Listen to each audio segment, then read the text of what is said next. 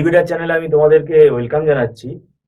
যারা 2022 সালে ম্যাকাউট ইউনিভার্সিটির আন্ডারে বিটেক পড়ছো এবং যারা থার্ড সেমেস্টারে উঠেছো, সেটা তোমরা হয়তো সেকেন্ড সেম থেকেও থার্ড সেমেস্টারে আসতে পারো। আবার অনেক স্টুডেন্ট আছো তোমরা যারা ডিপ্লোমা ইঞ্জিনিয়ারিং কমপ্লিট করে হয়তো তোমরা বিটেকে আসতে চাইছো থার্ড সেমেস্টারে।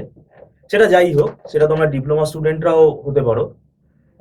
আমাদের ইনস্টিটিউটে কিন্তু এই বিটেক থার্ড সেমেস্টারের ক্লাস জুলাই মাস থেকে স্টার্ট হয়ে গেছে এবং এটা সপ্তাহে 3 দিন করে ক্লাস হচ্ছে। তোমাদের থার্ড সেমেস্টারে যে সাবজেক্টগুলো আছে সেটা হচ্ছে ডেটা স্ট্রাকচার, কম্পিউটার অর্গানাইজেশন আর অ্যানালগ অ্যান্ড ডিজিটাল ইলেকট্রনিক্স। এই 3টে সাবজেক্টের যা সিলেবাস, আমার ব্যক্তিগত যদি মতামত, এটা আমার ব্যক্তিগত মতামত, যে সিলেবাসটা কিন্তু 4 মাস 5 মাসে কিন্তু কমপ্লিট করার সিলেবাস নয়। এই সিলেবাসটা যদি ভালোভাবে কমপ্লিট করতে হয় তাহলে অ্যাটলিস্ট আমাকে কিন্তু 8-9 মাস সময় হাতে নিতে হবে। 9-10 মাসের সিলেবাস এটা প্রায় বলতে গেলে টেন্টেটিভ, কিন্তু সেই সময়টা তো আমরা সেমেস্টারে পাই না।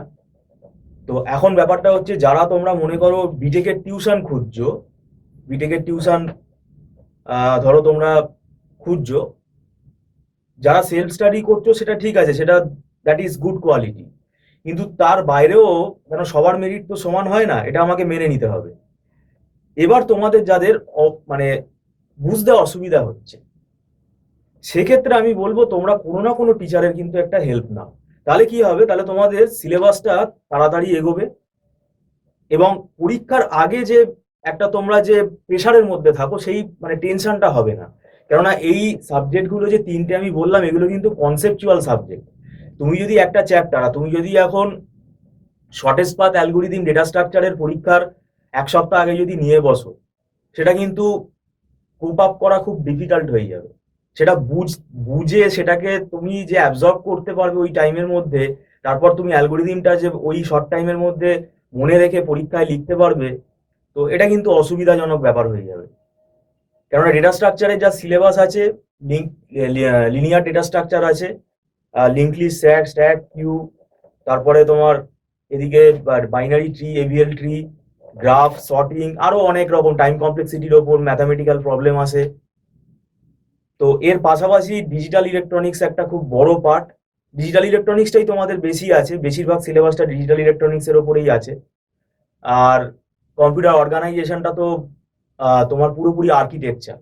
এবং ডিজিটাল ইলেকট্রনিক্স যদি তুমি না পড়ে কম্পিউটার অর্গানাইজেশন পড়ো, তাহলে কিন্তু আর্কিটেকচারটা বুঝতে পারবে না, কেন ওখানে কিন্তু পুরোপুরি কম্বিনেশনাল সার্কিট, সিকোয়েন্সিয়াল সার্কিটের কিন্তু কনসেপ্টটা দরকার লাগবে।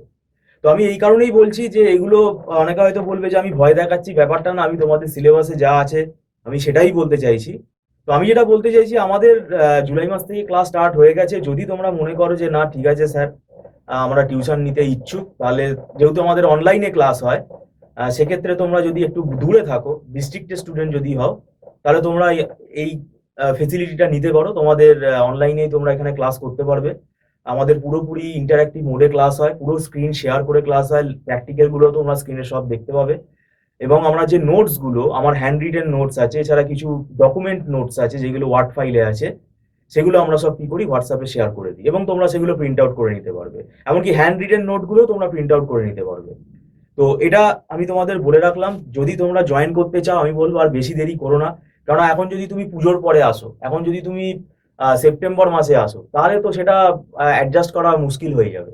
তো আমি সেটাই বলছি, যদি তোমরা জয়েন করতে চাও, স্ক্রলে নাম্বার আছে, এই নাম্বারে আমাদের সঙ্গে যোগাযোগ করতে পারো। Thank you so much.